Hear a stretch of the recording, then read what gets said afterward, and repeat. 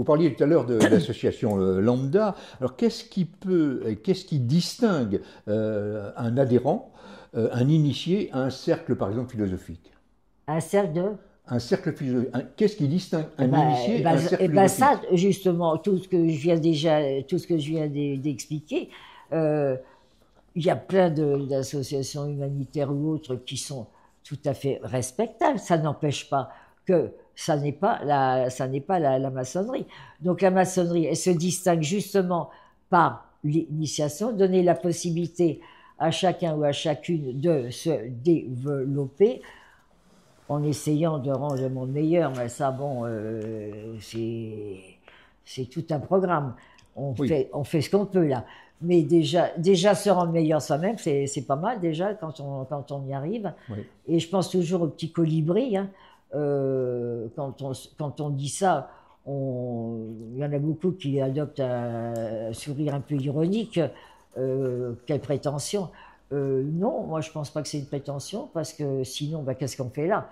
Et ce petit colibri, moi, il me plaît. J'aime bien parler de lui, parce que quand il y a l'incendie dans la forêt, le petit colibri, il apporte sa petite goutte. Tous les autres oiseaux, tout le monde se moque de lui.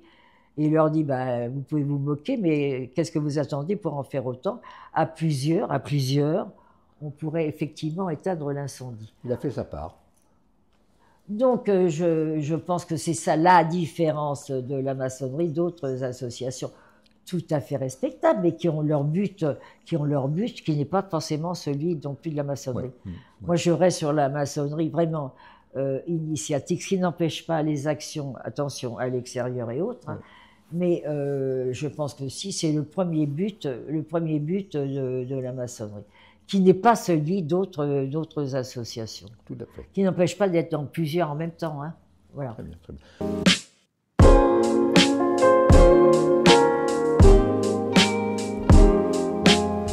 Vous parliez tout à l'heure de franc-maçonnerie qui se distingue par un certain nombre d'initiations. Alors, est-ce qu'on peut parler aujourd'hui d'initiation quand tout est lu, quand tout est su, quand tout est vu sur Internet? Oui, moi ça m'amuse toujours, parce que j'en ai souvent parlé. Oui, tout peut être vu. On peut aller chez n'importe quelle librairie, des trades ou autre, où on ne demande même pas si on est de la maison. Les profanes peuvent acheter tous les trucs du 1er au 33, du 1er au 99, peu importe. Oui, et alors, on en a moins maintenant. À une époque, on croulait sous les marronniers 2 fois par an. Hein. Il y en a moins, parce que certains journalistes qui sont partis en retraite. Mais moi, j'avais une collection comme ça, du Point, de l'Express, etc., où tous les ans, on avait le pouvoir des francs-maçons, le secret des francs-maçons, etc. Quel secret des francs-maçons? Tout est divulgué. Le seul secret de francs-maçons, et je continue à le dire et à persévérer, parce que c'est mon idée, et que je pense qu'il n'y a pas d'autre définition, c'est son initiation. Et ça, c'est la seule chose intransmissible. Son propre vécu? Comment? Son propre vécu. Tout à fait. Son propre vécu d'initiation. Je ne l'ai certainement pas vécu comme vous, je ne l'ai pas vécu comme ma voisine. Ça, c'était partie de ce qui est intransmissible. Il est là, le secret des francs-maçons.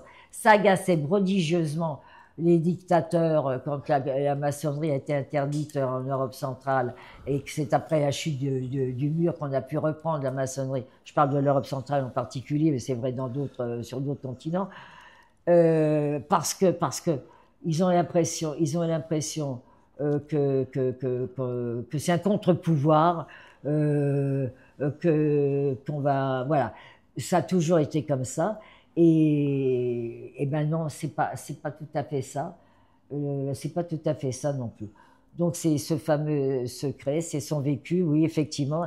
C'est pourquoi on reste aussi. Pourquoi on reste? Pourquoi? Moi, j'ai pas toujours su pourquoi j'étais rentrée. Oui.